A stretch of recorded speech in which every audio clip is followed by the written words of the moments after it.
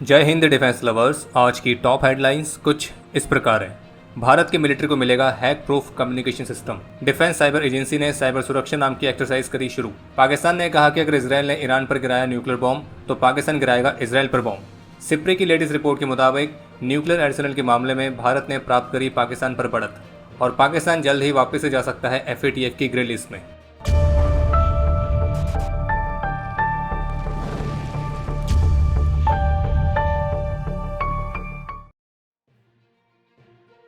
आज 16 जून 2025 से भारत की डिफेंस साइबर एजेंसी ने साइबर सुरक्षा नाम की एक कॉम्प्रहेंसिव साइबर सिक्योरिटी एक्सरसाइज को शुरू किया है, जो कि एक मल्टी फेज्ड एक्सरसाइज है और ये 27 जून 2025 तक चलेगी। और इस एक्सरसाइज का प्रमुख उद्देश्य है राष्ट्रीय स्तर पर भारत की साइबर रेजिलियंस को बढ़ावा देना, जो कि इस दिशा में उठाया गया एक प्रोएक्टिव स्टेप है। और इस साइबर सुरक्षा एक्सरसाइज के अंदर अलग अलग ट्रेनिंग सेक्शंस कंडक्ट किए जाएंगे और डिफेंस डोमेन्स के स्टेक होल्डर्स और नेशनल लेवल एजेंसी से 100 से अधिक पार्टिसिपेंट्स इसमें पार्टिसिपेट कर रहे हैं। और इस एक्सरसाइज को रियल वर्ल्ड साइबर थ्रेट्स को सिमुलेट करने के हिसाब से डिज़ाइन किया गया है, जो कि इसमें शामिल होने वाले पार्टिसिपेंट्स की एनालिटिकल और डिफेंस साइबर स्किल्स को टेस्ट करेगा। और जिस तरह से साइबर एक बिल्कुल नया तरह का डोमेन है जो कि बहुत तेज़ी से उभर रहा है, और हम सभी ने इस बात को नोटिस भी किया है कि चाहे कॉन्फ्लिक्ट किसी भी तरह का हो, उसमें ये वाला जो डोमेन है अब ये मुख्य रूप से शामिल रहता है। तो ऐसे में इस क्षेत्र में भारत की जो सिक्योरिटी है, भारत की जो स्किल्स हैं, भारत की जो कैपेबिलिटीज़ हैं, तो उनको मजबूत करने के लिए ये जो साइबर सुरक्षा जैसी एक्सरसाइजेज हैं तो ये एक महत्वपूर्ण भूमिका निभाएंगी। इसके अलावा एक और महत्वपूर्ण अपडेट है कि DRDO ने IIT दिल्ली के साथ कोलैबोरेशन में क्वांटम कम्युनिकेशन के मामले में एक महत्वपूर्ण उपलब्धि को प्राप्त किया है, और जिसके तहत DRDO और IIT दिल्ली ने एक एक्सपेरिमेंट के माध्यम से 1 किलोमीटर से भी अधिक की दूरी पर क्वांटम एंटेंगलमेंट बेस्ड कम्युनिकेशन को डेमोन्स्ट्रेट करके दिखाया था। यानी कि ये एक ऐसा तरीका है जिसमें हम क्वांटम फिजिक्स के प्रिंसिपल्स का इस्तेमाल करके बेहद ही सुरक्षित तरीके से इन्फॉर्मेशन को भेजते हैं, और इसके माध्यम से जो भी इन्फॉर्मेशन आप भेजते हैं तो वो इतनी ज़्यादा सिक्योर होती है तो उसे सबसे पावरफुल सिस्टम्स भी हैक नहीं कर सकते हैं। और मान लीजिए अगर आपकी भेजी गई इन्फॉर्मेशन को कोई सुनने का प्रयास करता है तो वो तुरंत ही डिटेक्ट भी हो जाता है। और DRDO और IIT दिल्ली ने जो एक quantum entanglement based secure communication को टेस्ट किया है, तो इसमें जो इन्फॉर्मेशन है वो 1 किलोमीटर से भी अधिक की दूरी पर फ्री स्पेस के माध्यम से बिना वायर्स के भेजी गई थी। और एक क्वांटम सिक्योर नेटवर्क्स के मामले में भारत के लिए एक महत्वपूर्ण उपलब्धि की तरह है। और इसमें जो क्वांटम बिट एरर रेट था तो वो 7% से कम था, जिसका आसान से शब्दों में कहने का मतलब यह है कि इस एक्सपेरिमेंट के माध्यम से जो इन्फॉर्मेशन भेजी गई तो वो 93% से भी ज़्यादा एक्यूरेट थी, जो कि क्वांटम कम्युनिकेशन के लिए एक बहुत अच्छा स्कोर है। यानी कि कुछ इस तरह से कि अगर आपने 100 वर्ड्स का कोई सीक्रेट मैसेज भेजा है तो उसमें से 1 किलोमीटर की दूरी के बाद भी तो उसमें से 93 वर्ड्स एक्यूरेटली और क्लियरली आपको सुनाई दिए। और साइबर डोमेन में जो इस तरह की क्वांटम टेक्नोलॉजीज हैं वो एक बहुत बड़ी भूमिका निभाती हैं। इसराइल और ईरान का जो कॉन्फ्लिक्ट है वो चौथे दिन प्रवेश कर चुका है और दोनों ही तरफ से एक दूसरे के लिए हथियारों का आदान प्रदान जारी है। तो इसराइल की तरफ से ऑफिशियली जानकारी दी गई है कि कल इसराइल एयरफोर्स के फाइटर जेट्स ने इसराइल डिफेंस फोर्सेस की प्रिसाइज इंटेलिजेंस के आधार पर तेहरान में एक स्ट्रक्चर पर स्ट्राइक करी थी, जो जहां पे ईरान के टॉप इंटेलिजेंस ऑफिसर्स मौजूद थे। और इसराइल के इस स्ट्राइक में ईरान के 4 सीनियर इंटेलिजेंस ऑफिसर्स एलिमिनेट किए गए। और इसराइल का ये क्लेम है कि इन चारों इंटेलिजेंस ऑफिसर्स ने इसराइल के खिलाफ ईरान के स्ट्रेटेजिक प्लानिंग और आतंकी ऑपरेशंस में एक सेंट्रल रोल प्ले किया था। और इसराइल का यह कहना है कि कल रात को सेंट्रल ईरान में इसराइल ने करीब 100 मिलिट्री टारगेट्स पर स्ट्राइक करी थी, जिसमें करीब 50 fighter jets, aircraft, missile storage site, surface to air missile launchers, तो इनको भी टारगेट किया गया था। और इनके एलिमिनेशन के साथ इसराइल ये क्लेम कर रहा है कि ईरानियन रिजीम के 1/3 मिसाइल लॉन्चर्स डिसमेंटल हो चुके हैं। और इसराइल ने ईरान की रेवोल्यूशनरी गार्ड कोर और ईरान की मिलिट्री के कमांड सेंटर्स पर भी प्रिसाइज स्ट्राइक्स करी हैं। और जबकि इसराइल एयरफोर्स ने ईस्टर्न ईरान में महाद एयरपोर्ट में ईरान के रिफ्यूलिंग एयरक्राफ्ट को भी टारगेट किया है, जो कि इसराइल से 2300 किलोमीटर की दूरी पर था। और ऑपरेशन राइजिंग लायन के तहत ये इजरायली एयरफोर्स की अभी तक की सबसे लॉन्गेस्ट रेंज की स्ट्राइक थी। और इसके अलावा सुबह से इसराइल की एयरफोर्स ने वेपन्स को कैरी कर रहे कई सारे ट्रक्स को भी आइडेंटिफाई किया है, लेकिन उन ट्रक्स पर भी स्ट्राइक कर दी गई है। वहीं दूसरी तरफ ईरान की तरफ से भी इसराइल पर मल्टीपल बैलिस्टिक मिसाइल्स लॉन्च की गई हैं। और जबकि ईरान की रेवोल्यूशनरी गार्ड कोर की तरफ से क्लेम किया गया है कि उन्होंने अपने लेटेस्ट अटैक में एक नए तरह के मेथड का इस्तेमाल किया है, जिस वजह से इसराइल के जो मल्टी लेयर डिफेंस सिस्टम्स हैं वो एक दूसरे को ही टारगेट कर रहे हैं। हालांकि इन दावों की फिलहाल हम पुष्टि नहीं कर सकते हैं। और बाकी ईरान की एयर स्ट्राइक में इसराइल में जो US एम्बेसी है तो उसको भी डैमेज हुआ है, और फिलहाल इसराइल में US एम्बेसी को टेम्प्रेरी बेसिस पर बंद किया गया है। और ईरान की तरफ से कहा गया है कि उनका जो ये ऑपरेशन ट्रू प्रॉमिस 3 है तो ये इसराइल के विनाश तक जारी रहेगा। कहने का तात्पर्य यह है कि इस कॉन्फ्लिक्ट को समाप्त करने के लिए ना तो इसराइल फिलहाल अभी रुकने के मूड में और ना ही ईरान। और इस पूरे कॉन्फ्लिक्ट में ईरान की स्ट्राइक्स के खिलाफ इसराइल ने अपने नए एयर डिफेंस सिस्टम जिसका नाम है बराक मैगन, तो उसे भी पहली बार इस तरह के कॉम्बैट में डिप्लॉय किया है।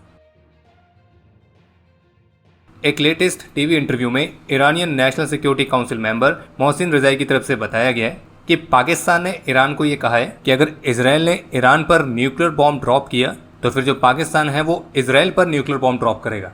क्या क्या बात कर रहे हैं? यानी कि एक तरह से पाकिस्तान ने ईरान के माध्यम से इसराइल को न्यूक्लियर बॉम्ब थ्रेट की धमकी दी है। हालांकि वो बात अलग है कि पाकिस्तान को ये बात बहुत ही अच्छी तरह से पता है कि इसराइल को इस तरह की धमकी देना भी उसके लिए खतरे से खाली नहीं है, क्योंकि ईरान तो न्यूक्लियर बॉम्ब बना रहा था और बनाने के करीब था, तब जाकर इसराइल ने उनके न्यूक्लियर साइट्स पर स्ट्राइक कर दी। अब यहाँ तो पाकिस्तान सीधे सीधे धमकी दे रहा है, तो फिर आगे हम क्या ही कहें। पर इसी बीच एक कमाल की चीज़ ये देखने को मिली कि ईरानियन ऑफिशियल की स्टेटमेंट सामने आने के बाद जो पाकिस्तान के प्रोपेगेंडा हैंडल्स हैं, तो उन्होंने एक नए तरह के नैरेटिव को बिल्ड करना शुरू किया कि ये जो वीडियो दिखाई जा रही है वो AI जनरेटेड है, और पाकिस्तान ने ऐसा एक्चुअल में कुछ नहीं कहा है। लेकिन हम आपको स्पष्ट रूप से कह सकते हैं कि ईरानियन ऑफिशियल की इस स्टेटमेंट के साथ जो वीडियो सामने आई है तो वो बिल्कुल भी AI से जनरेट नहीं की गई है, और जबकि उस वीडियो को ईरानियन गवर्नमेंट द्वारा स्पॉन्सर्ड महर न्यूज़ एजेंसी और ईरान के अन्य न्यूज़ आउटलेट्स द्वारा भी शेयर किया गया है। लेकिन पाकिस्तानी प्रोपेगेंडा हैंडल्स पता नहीं क्यों इस तरह का नैरेटिव सेट कर रहे हैं कि ईरान ने ऐसा कहा ही नहीं है। मतलब पाकिस्तान वो देश है जो अपने खुद के बयानों पर कभी भी खड़ा नहीं रहता है। और इसी बीच एक और चीज़ देखने को मिली है कि जहाँ एक तरफ पाकिस्तान सोशल मीडिया पर ईरान के लिए अपना पूरा सपोर्ट दिखाता है, तो वहीं उसी पाकिस्तान ने बलूचिस्तान में जो ईरान के साथ लगी सभी बॉर्डर क्रॉसिंग्स हैं तो उनको बंद कर दिया है, और वो भी अनिश्चित काल के लिए। यानी कि पता नहीं है कि वो बॉर्डर क्रॉसिंग सब कब खुलेंगी, और इसका कंफर्मेशन बलूचिस्तान में सीनियर ऑफिशियल की तरफ से ही दिया गया है। और आपने एक बात नोटिस करी होगी कि जो पाकिस्तान है वो हमेशा ही बेवजह न्यूक्लियर बॉम्ब की धमकी हर किसी को देते रहता है, और वो भी तब जब उसको किसी ने भी न्यूक्लियर बॉम्ब की धमकी दी नहीं है। ना कभी भारत ने पाकिस्तान को दी, और ना ही इसराइल ने कभी ऐसा कहा है कि वो ईरान पर न्यूक्लियर बॉम्ब गिराएगा या कुछ करेगा।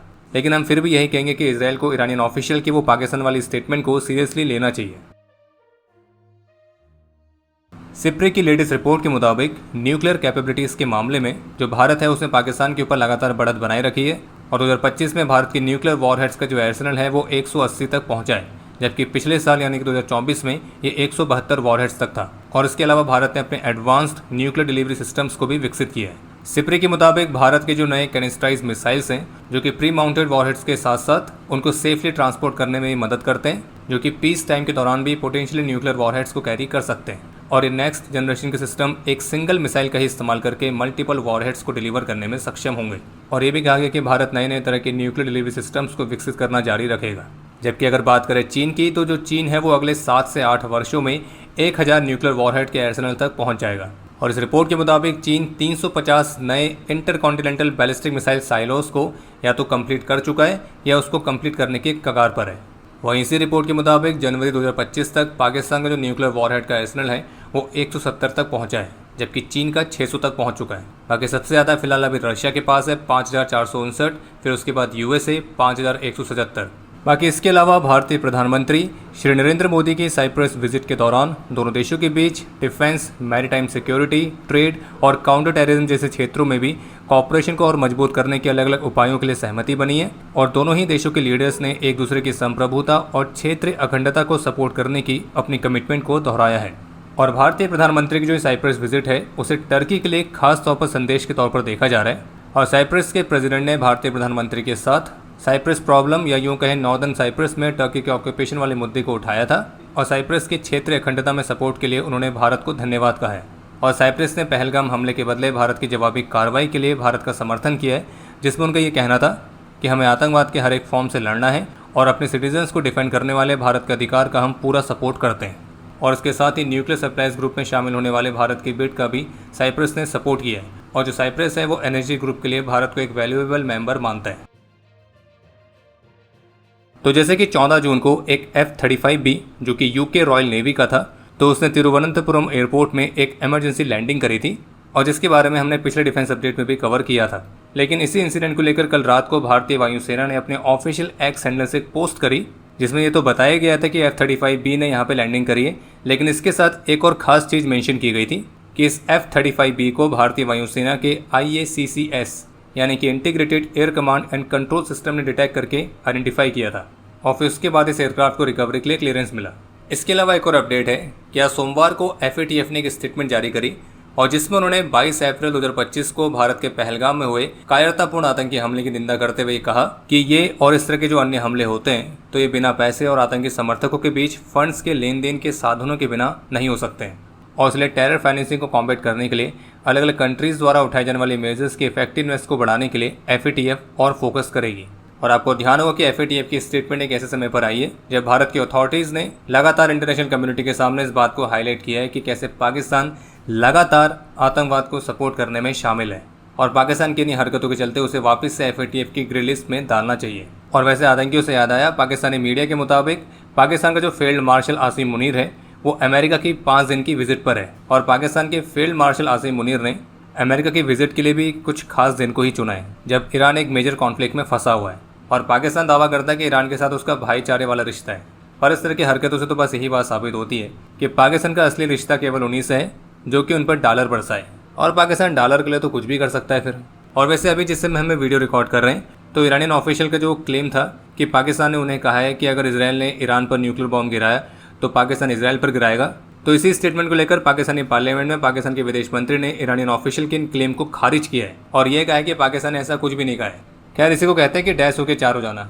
और बाकी बात ऐसी है कि अगर अमेरिका आसिम मुनीर के मुंह पर $4 फेंक के मारेगा और कहेगा जाओ ईरान में बम गिराओ तो पाकिस्तान वो भी कर देगा।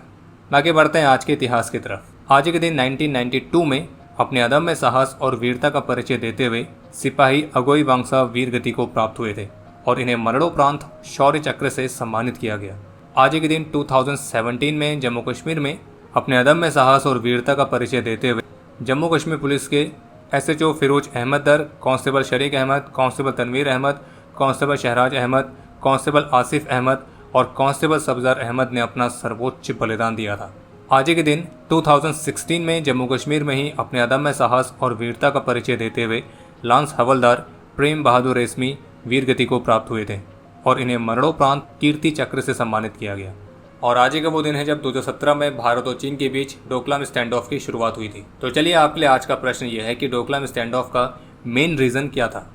और अब समय है आज के टॉप 3 कमेंट्स का जो ये रहे आपकी स्क्रीन पर।